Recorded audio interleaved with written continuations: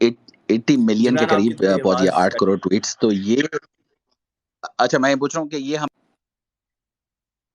Bots کہہ رہے ہیں, بوٹس. تو اس کا آپ نے پریس کانفرنس ان کی دیکھی تھی؟ کافی لوگ پوچھ رہے ہیں کہ آپ کو یہ ہیومرس لگتی ہیں چیزیں, کہ یہ ہنسی آتی ہے ایسی چیزوں پہ جب وہ P M L press conference ایک ہیش ٹیگ پہ کر دیتی ہے؟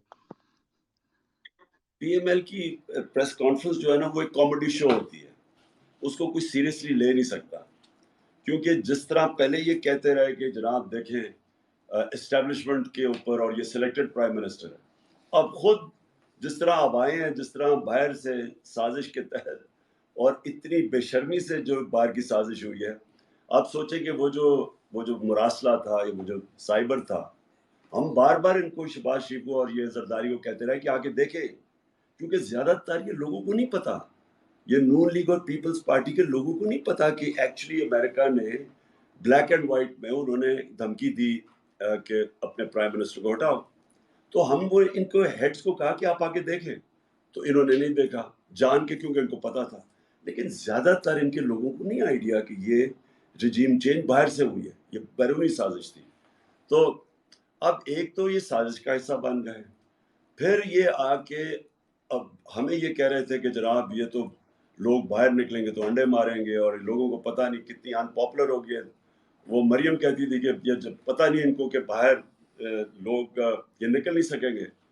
تو اب اگر یہ ہم اتنے برے تھے تو ان کو الیکشن لڑنے سے کیا ڈر لگ رہا ہے؟ اتنی کوشش کریں کسی طرح کے الیکشن نہ ہو.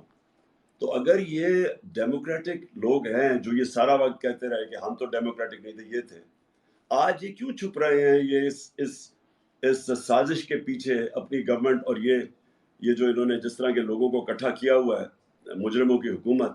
اور یہ دونوں یاد رکھیں کہ یہ وہی شہباز شریف تھا جو کہتا تھا زرداری کا پیٹ پھاڑ کے پیسہ نکالوں گا, اور زرداری کہتا تھا کہ شہباز شریفوں سے کرپٹ لوگ کوئی نہیں ہے. یہ دونوں ایک اب یہ سارے اکٹھے کیبنٹ میں بیٹھ کے, تو ان کے لیے بڑا مشکل ہے. اس لیے یہ ان کی پریس کانفرنسز ہو جاتی ہیں, کبھی کوئی الزام لگا دیتے ہیں, کوئی کچھ کر دیتے ہیں. اچھا سر ایک کوشچن ہے جبران, ایک کوشچن ہے اور بار بار پنگ کر رہے ہیں کہ میرا لازمی کریں. Sir you can choose to ignore it. Question یہ ہے کہ 36 میں سے 24 وزیر جو ہیں وہ بیل پہ رہا ہیں, تو کیا آپ کو لگتا ہے کہ یہ اس وجہ سے ہے کیونکہ عدالتیں 24 گھنٹے کام کر رہی ہیں؟ دیکھیے یہ بڑا امپورٹنٹ ہے, میں اپنی ساری قوم کے سامنے کہنا چاہتا ہوں. دیکھیے ایک تو جو فوج کا ادارہ ہے, کبھی اس کے خلاف بات نہ کریں, کیونکہ فوج ایک ایسی چیز ہے جو اگر ہماری فوج نہ ہوتی تو یہ ملک میں نہیں رہنا تھا. عمران خان سے زیادہ اس ملک کو ضرورت پاکستانی فوج کی ہے, اور ہمیں ہمیشہ اس ادارے کو اس کی مضبوطی کے لیے ہمیں بات کرنی چاہیے. اور ہمارے جو دشمن ہیں وہ مسلسل اس کو اٹیک کرتے ہیں, بلکہ یہ دونوں جو prime minister, ex prime minister اور پریزیڈنٹ, وہ زرداری اور نواز شریف, ان دونوں نے اپنی فوج کو انڈرمائن کرنے کی کوشش کی ہے. یہ جب گورنمنٹ میں بھی تھے انہوں نے انڈرمائن کیا اس کو.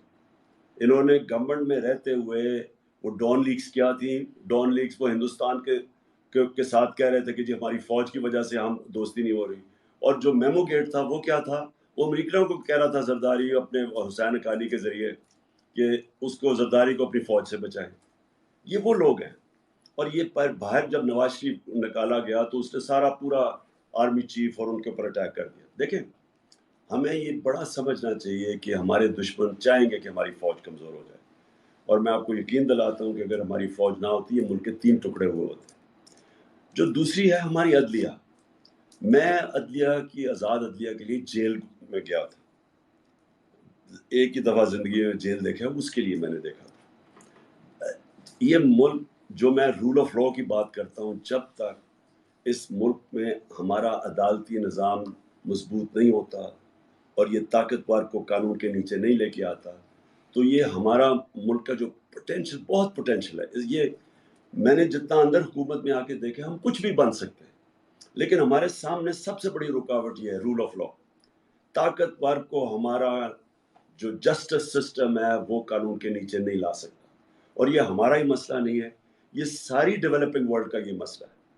جتنے بھی غریب ملک جتنے غربت ہے, وہ مسئلہ یہ ہے کہ ادھر بھی نواز شریف بیٹھے ہوئے اور زرداری بیٹھے ہوئے ہیں, ان کے کیسز ہی نہیں ہوتے. وہ 30 साल से करप्शन कर रहे हैं, लेकिन हमारा इंसाफ का निज़ाम उनको जेलों में नहीं डाल सकता और उनको कन्विक्ट नहीं कर सकता।